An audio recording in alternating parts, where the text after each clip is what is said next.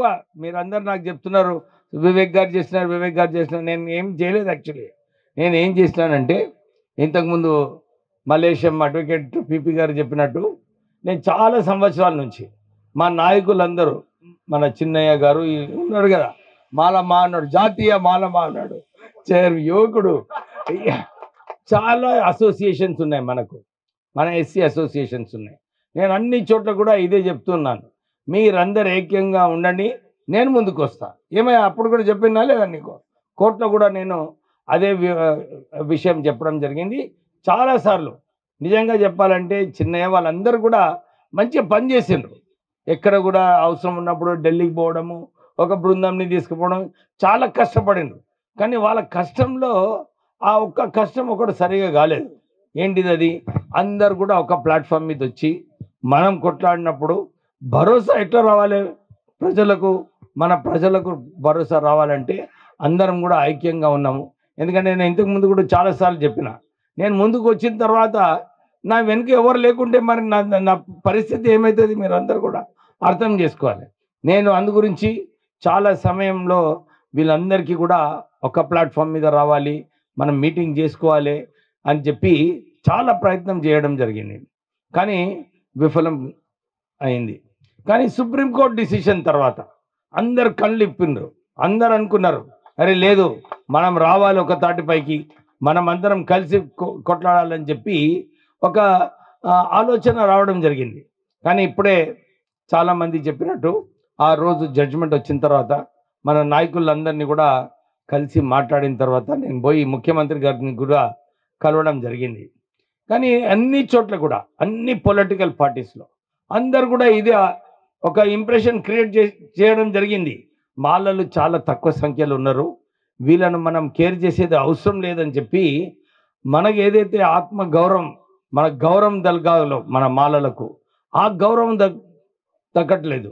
అందు గురించి నేను ఒక నిర్ణయం తీసుకున్నాను. అప్పుడు లేదు ఏది ఏమైనా కానీ మన మాలలకు ఏదైతే సెల్ఫ్ రెస్పెక్ట్ రావాలో దాన్ని తీసుకురావాలని చెప్పి నేను బయటికి రావడం జరిగింది. నాకు చాలా విమర్శించారు, అరే ఏంది వివేక్ వస్తున్నాడు బయటికి, చాలామంది నా మీద ఒత్తిడి కూడా తీసుకొచ్చారు, నువ్వు పక్కకు జరుగు సార్, నువ్వు మాల లీడర్ కాకు, నువ్వు ప్రజల కోసం కొట్లాడాలని చెప్పి చాలామంది నా మీద ఒత్తిడి తీసుకురావడం జరిగింది. కానీ నాకు ఎప్పుడు కూడా ఇదే ఆలోచన, అరే మన మాలలకు ఏదైతే రెస్పెక్ట్ తగ్గాలో ఆ రెస్పెక్ట్ తగ్గట్లేదు. ఎందుకంటే రెస్పెక్ట్ వచ్చిన తర్వాత మనం ఏ విషయమైనా కానీ మనం కొట్లాడవచ్చు, అవునా కదా? అయితే నేను ఇదే ఒక్కటే అంశం పైన బయటికి రావడము, వాళ్ళకి కూడా అందరికీ చాలా చోట్ల కూడా నన్ను సస్పెండ్ చేయమని చెప్పి పార్టీలో పిలవడము. మన పార్టీలో కాంగ్రెస్ పార్టీలో నేనున్నా, కాంగ్రెస్ ఎమ్మెల్యేగా ఉన్నా, నేను ఎక్కడ కూడా పార్టీ వ్యతిరేకంగా వెళ్ళలేదు. కేవలము మన హక్కులు, మన మాలల హక్కులకు కాపాడడానికి మనం కొట్లాడాలి. తప్పేమున్నది? మన హక్కుల కోసం మనం కొట్లాడాలి, చట్ట ప్రకారంగా మనం కొట్లాడాలి. అదే ఇప్పుడే మన రెజల్యూషన్ కూడా ఏదైతే పాస్ చేసినారో అందరూ కూడా ఇదే అన్నారు, మనము పాపులేషన్ వైజ్ రిజర్వేషన్ చేయాలి, రిజర్వేషన్స్ పెంచాలి. మన డిమాండ్ కూడా అదే ఉంది, మీరు పాపులేషన్ వైజ్ రిజర్వేషన్స్ పెంచాలి. ఇప్పుడే ఇంకొక సోదరుడు కూడా చెప్పినాడు, హర్యానాలో 20% రిజర్వేషన్ చేసినారు, తమిళనాడులో 3% ఎక్కువ రిజర్వేషన్ పెంచినారు. మనకు కూడా రిజర్వేషన్ పెంచితే ఈ గొడవనే ఉండదు. కానీ ఒక విషయం అయితే ఉన్నదయా, బాబాసాహెబ్ అంబేద్కర్ గారు మన కాన్స్టిట్యూషన్లోనే రాసిండ్రు. ఏమని రాసిందంటే ఈ ఎస్సీ కులాలు ఇవన్నీ కూడా విభజిస్తే ఈ రిజర్వేషన్స్ కూడా పోయే ప్రమాదం ఉన్నదని చెప్పి బాబాసాహెబ్ అంబేద్కర్ గారు కాన్స్టిట్యూషన్లోనే రాయడం జరిగింది. ఆర్టికల్ 341 ఇదే చెప్తుంది. ఏమని చెప్తుంది అంటే ఈ కొంచెం అందరికీ కూడా న్యాయం కావాలంటే ఈ హోమోజీనియస్ గ్రూప్ పెట్టాలి. ఈ హోమోజీనియస్ గ్రూప్ ఉన్నప్పుడే దళితులు వాళ్ళ హక్కుల కోసం కొట్లాడుకోవచ్చు, లేకుంటే విభజించి విభజించి విభజించి ఎస్సీల హక్కులన్నీ కూడా కోల్పోతాయని చెప్పి అప్పుడే ఆ రోజులలో 1950లో బాబాసాహెబ్ అంబేద్కర్ గారు కాన్స్టిట్యూషన్లో రాయడం జరిగింది. ఇప్పుడు కూడా మనం ఇదే చెప్తున్నాము, మనమందరం కూడా కలిసి మనం సాధించుకోవాలి. ఇన్ని బ్యాక్లాగ్లు ఉన్నాయి, సరైన పొజిషన్స్ లేవు, ఆర్థికంగా మనం ముందుకు వెళ్ళాలి. ఎక్కడ కూడా ఈ హక్కుల గురించి ఎవరు కొట్లాడతలేరు, చాలా అవకాశాలు ఉన్నాయి. కానీ ఈ కేవలము విభజించి మన దళితులకు ఎట్లా వీక్ చేయాలని చెప్పి ఈ ప్రయత్నాలు అన్నీ కూడా జరుగుతున్నాయి. చాలా మంచి విషయం చెప్పినాడు సర్వయ్య గారు, చిన్నయ్య గారు. నిజంగానే ఎవరన్నా సుప్రీంకోర్టు జడ్జిమెంట్ చదివితే ఆ జడ్జిమెంట్లో ఏదైతే కుల వివక్ష 3000 సంవత్సరాల నుంచి కుల వివక్ష జరుగుతుందో దాని గురించి ఎక్కడొక్క అంశం లేదయ్యా ఆ జడ్జిమెంట్లో. కేవలం ఆ జడ్జిమెంట్లో 90% ఏముందంటే నేను చదువుతుంటే ఇంకా ఎక్కువ కోపం వస్తుంది నాకు. ఎందుకంటే దాంట్లో కేవలము ఎట్లా దళితులను కించపరచాలి, ఎఫిషియన్సీ లేదు దళితులకు, ఈ రిజర్వేషన్స్ ఎట్లా తీసేసేయాలి, ఎట్లా ఈక్వాలిటీ ఉండాలి. అరే 3000 సంవత్సరాలు కుల వివక్ష చేసి గ్రామాలలో దూరంగా పెట్టి దళితులకు నువ్వు కాంపీట్ చేయమంటే ఎట్లయితుంది? నిజంగా ఆలోచించే విషయం ఉన్నది. అందరూ కూడా ఎక్కడైతే దళితులు ఉన్నారో మంచిగా పనిచేస్తున్నారు. కానీ ఆ జడ్జిమెంట్లో ఏదైతే చీఫ్ జస్టిస్ చంద్రచూడ్ గారు రాశారో కేవలం దళితుల మీద ఏదైతే వివక్ష ఉందో, వారి కోపం ఏదైతే ఉందో దళితుల మీద, ఆ జడ్జిమెంట్లో మనం మంచిగా స్పష్టంగా చదవచ్చు. దాంట్లో ఇంకో విషయం అంటాడు, ఎంపెరికల్ డేటాతో. ఎందుకంటే ఏదైతే దుష్ప్రచారం చేస్తున్నారో అందరూ, లేదు వీళ్ళు వ్యతిరేకంగా చేస్తున్నారు, కేటగరైజేషన్ వ్యతిరేకంగా చేస్తున్నారు, ఇవన్నీ కూడా ఏదైతే చెప్తున్నారో నిజంగా జడ్జిమెంట్ చదివితే జడ్జిమెంట్లో ఏముందంటే డేటా కలెక్ట్ చేయండి, సెంట్రల్ గవర్నమెంట్ సెన్సస్ తీసుకురండి, ఎంత ఉన్నది, ఎంత ప్రపోర్షన్గా రిజర్వేషన్స్ పెంచాలి. ఇతర రాష్ట్రాలలో పెంచుతున్నారు, మన రాష్ట్రంలో కూడా పెంచేది అవసరం ఉన్నది. ఎంతమందికి కొలువులు వచ్చినాయి, ఎంతమందికి కొలువు రాలేదో, ఇక్కడ కేటగరైజేషను పాపులేషన్ వైజ్ చేయమని ఎక్కడ లేదు. దీంట్లో కేవలము ఎంతమందికి ఉద్యోగాలు వచ్చినాయో, ఎవరికి ఉద్యోగాలు రాలేదో వాళ్ళకి ఎక్కువ రిజర్వేషన్ ఇవ్వమని చెప్పినారు. మేము అదే మా డిమాండ్ కూడా. ఎక్కువ రిజర్వేషన్స్ చేసినప్పుడు ఎవరికైతే రాలేదో వారికి కూడా అవకాశం కల్పించే మార్గం ఉంది దీంట్లో. కానీ కేవలము దళితులందరినీ కూడా విభజించాలని చెప్పి వీళ్ళందరూ ప్రయత్నం చేస్తున్నారు.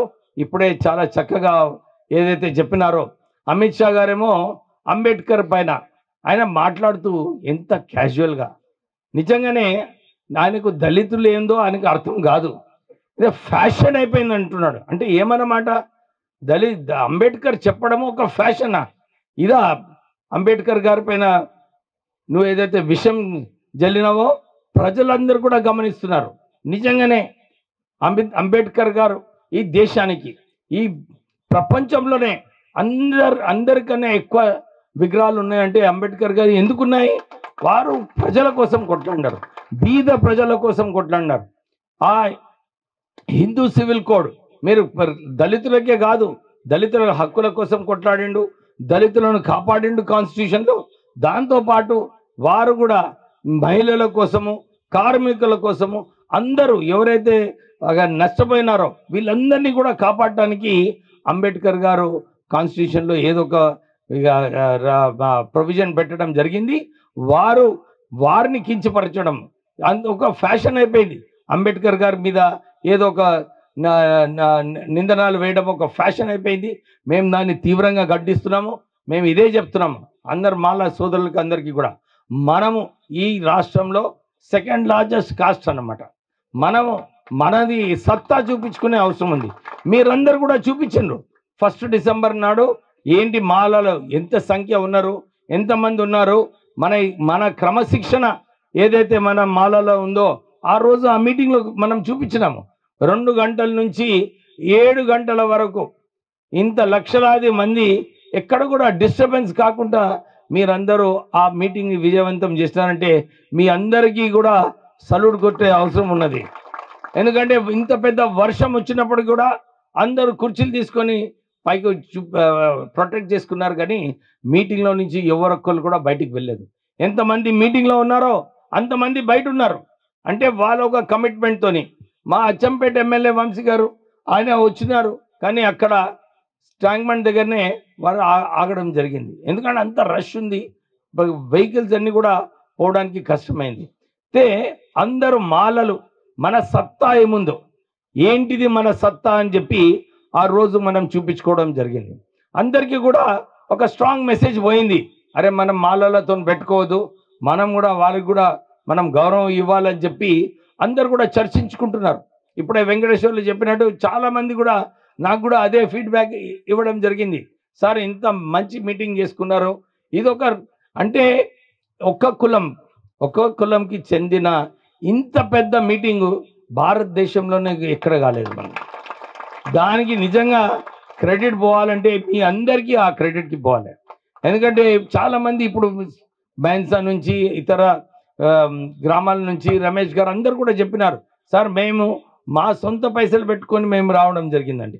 అంటే ఎక్కడ ఎవరు కూడా ఈ మీటింగు ఎట్లా సక్సెస్ చేయాలి, ఎట్లా మనము ఈ మీటింగ్లో మన సత్తా చూపించుకోవాలని చెప్పి అందరు కూడా ఒక కమిట్మెంట్తోని మీరు అందరు కూడా రావడం జరిగింది.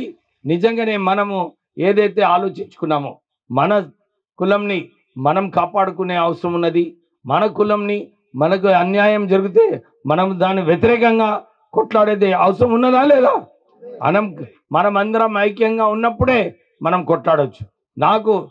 నేను కూడా చాలాసార్లు నేను మొన్న మీటింగ్లు అయిన తర్వాత కూడా నేను ఒక పెద్ద నాయకుని దగ్గర వెళ్ళినప్పుడు కూడా వారికి అదే చెప్పినాను, మీరు సరిగా జడ్జిమెంట్ చదవలేదు, ఎంపెరికల్ డేటా అంటే పాపులేషన్ అని అనుకుంటున్నారు, అంటే అన్ని తప్పుడు ఏదైతే ప్రచారం జరుగుతుందో రాజకీయ నాయకులందరూ కూడా ఈ తప్పుడు ప్రచారాన్ని వాళ్ళు నమ్ముతున్నారు.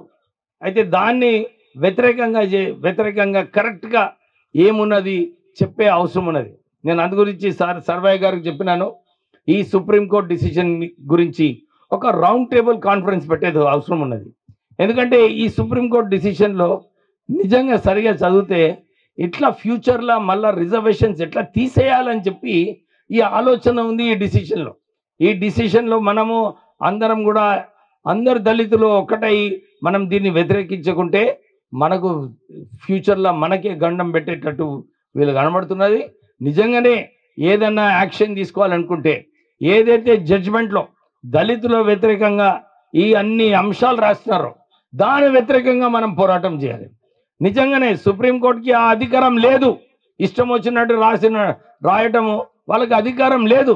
అక్కడ నిజంగా రాయాలంటే దళితుల మీద ఎట్లా కుల వివక్ష జరిగింది ఈ 3000 సంవత్సరాలు, దళితులకు ఎట్లా కాపాడాలి, ఎట్లా వీళ్ళని పైకి తీసుకురావాలి, ఎవరైతే వెనుకబడి ఉన్నారో దళితులలో వాళ్ళకి ఇంకెక్కువ ఫెసిలిటీస్ ఇచ్చి వీళ్ళని కూడా కాంపీట్ చేసి వీళ్ళకు కూడా ఉద్యోగాలు కల్పించేటట్టు చేసే బాధ్యత ప్రభుత్వాన్ని, సుప్రీంకోర్టుది అందరిపైన ఉంది.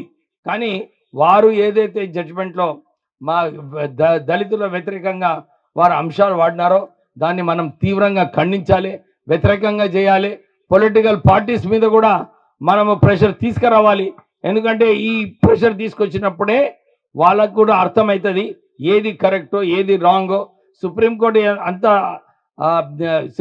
నిర్ణయం ఇచ్చినప్పటికీ కూడా ప్రభుత్వంలో అధికారం ఉంది, ఏది కరెక్ట్ చేయాలో ఏది కరెక్ట్ చేయదో కేంద్ర ప్రభుత్వంకి అధికారం ఉంది.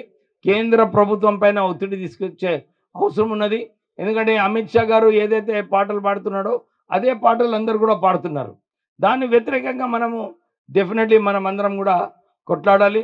మీరందరూ కూడా ఇంత చక్కటి కార్యక్రమం చేసినందుకు మీ అందరికీ కూడా మళ్ళీ ధన్యవాదాలు, అభినందనలు చెప్తూ మీ అందరికీ కూడా ఒక మంచి కార్యాచరణ మేమందరం కూడా ఇప్పుడే భాస్కర్ చెప్పినాడు, మీరందరూ కూడా చర్చించండి. ఈ మీటింగ్ తర్వాత ఏం చేస్తే నెక్స్ట్ బాగుంటుంది.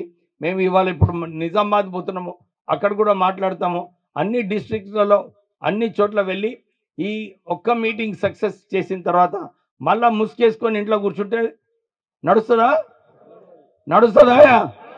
ఏమయ్యా ఇంకా ఎవడు చేతులే నడుస్తుందా? నడవది. అయితే దానికి మీరందరూ కూడా అలర్ట్ ఉండాలి. మనమందరం ఏదైతే యూనిటీ మొన్న చూపించినామో ఈ యూనిటీ ప్రకారంగా వెళ్ళాలి. పోయినప్పుడు మనకు ఏదైతే మనకు రెస్పెక్ట్ అందరు పొలిటికల్ పార్టీస్ ఇవ్వాలో ఆ రెస్పెక్ట్ వస్తుంది. మన డిమాండ్స్ ఏదైతే ఉన్నాయో ఆ డిమాండ్స్ గురించి అందరు కూడా దాని గురించి ఆలోచించుకొని మన డిమాండ్స్ అన్ని కూడా పూర్తిగా చేస్తారు. ఇంకొక విషయం, చాలామంది అంటున్నారు మనకి ఈ 1 మ్యాన్ కమిషన్ వచ్చినప్పుడు అందరూ 10 మంది కలిసి ఒక అప్లికేషన్ రాయకండి, అందరూ ఇండివిజువల్ అప్లికేషన్స్ రాయండి. మీరు అందరు కలిసి రాస్తున్నారని చెప్పి మాలల తరఫు నుంచి చాలా తక్కువ అప్లికేషన్స్ పోయినాయని చెప్పి అందరు అనుకుంటున్నారు.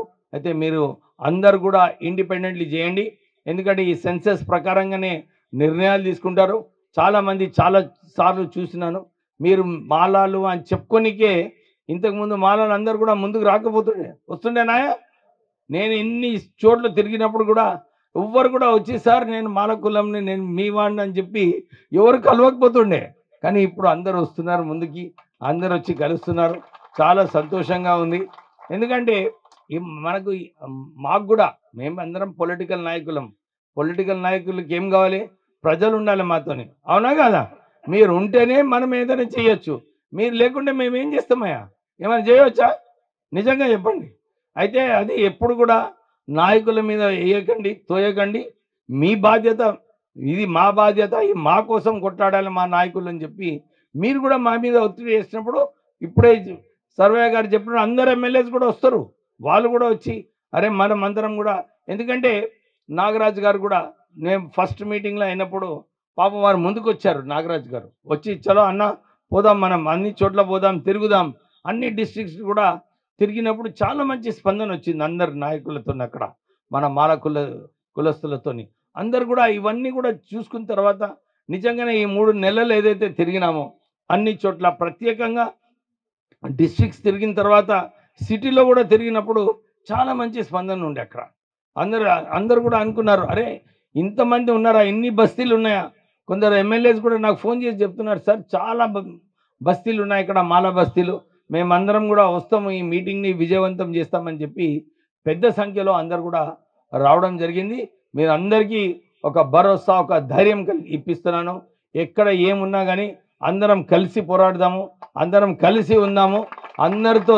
ఎందుకంటే నేను ఎప్పుడూ ఒక్కడిని నిర్ణయం తీసుకొని, నేను సర్వే గారికి ఇప్పుడే వారికి సజెస్ట్ చేస్తున్నా, ఒక జేఏసీ ఫామ్ చేయండి. ఒక జేఏసీ ఫామ్ చేసి చర్చించి మన గురించి ఏమేమి డిమాండ్ చేయాలి, మనము రాష్ట్ర ప్రభుత్వం మన ఆఫీసర్లను ఎట్లా ప్రొటెక్ట్ చేసుకోవాలి, మన ఆఫీసర్లను కూడా మంచి పోస్టింగ్స్ కల్పించాలి, ఇవన్నీ కూడా చూసుకునే అవసరం ఉన్నది. డెఫినెట్లీ మేమందరం కూడా కలిసి మీకోసం కొట్లాడతామని చెప్పి మీ అందరికీ భరోసా ఇస్తూ, మనం అందరం ఎట్లయితే క్రమశిక్షణతోని, అందరూ కూడా ఆశ్చర్యపడిపోతున్నారు ఇంత క్రమశిక్షణతోని మీరు ఎట్లా మీటింగ్ కండక్ట్ చేస్తున్నారని చెప్పి. సో మీరు అదే క్రమశిక్షణతోని మనం ఈ పోరాటం కొనసాగించాలి. మీరందరూ కూడా ముందుంటే డెఫినెట్లీ మేమందరం కూడా మీతో ఉంటామని చెప్పి మీకు మళ్ళొకసారి భరోసా ఇస్తూ ముగిస్తున్నాను. జై భీమ్. మరిన్ని వీడియోస్ కోసం ఛానల్ ని సబ్స్క్రైబ్ చేయండి. లేటెస్ట్ అప్డేట్స్ కోసం వాట్సాప్ ఛానల్ ని ఫాలో అవ్వండి. ఆ లింక్ డిస్క్రిప్షన్ లో ఉంది.